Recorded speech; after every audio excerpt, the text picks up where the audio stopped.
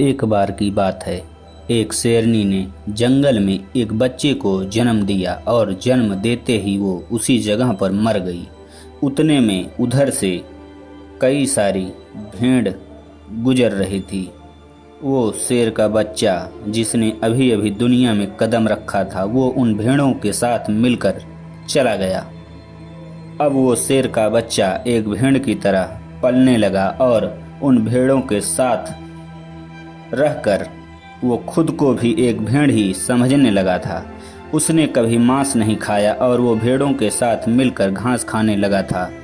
उसने देखा कि एक यंग शेर भेड़ों के साथ घूम रहा है। उसने पहले कभी ऐसा नहीं देखा था। वो ये भूल गया कि वो वहाँ पर भेड़ों को पकड़ने आया था। उसने सोचा कि वो उस शेर के से बात करेगा और पूछेगा कि यह सब क्या हो रहा है। उस बूढ़े शेर ने भेड़ों को झुंड पर फिर से हमला किया।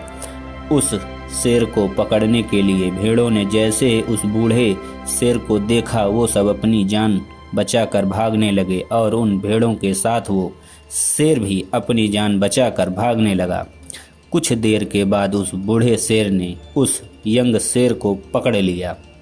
बूढ़े शेर ने उस यंग को शेर से कहा, अरे बेवकूफ़, तू मुझे देखकर भाग क्यों रहा है।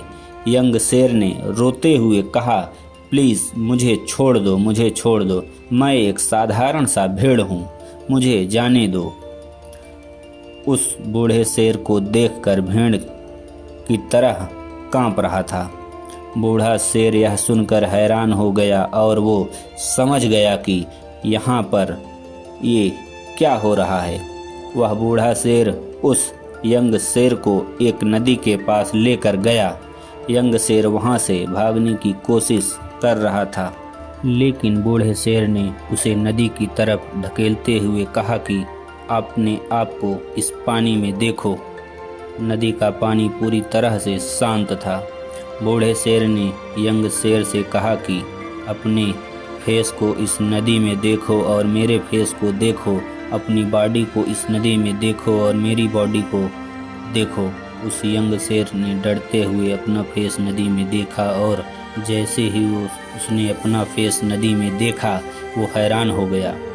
उसने देखा कि वो एक भेड़ की तरह नहीं बल्कि एक शेर की तरह दिखता है। उसकी दहाड़ सुनकर पूरा जंगल कांप गया।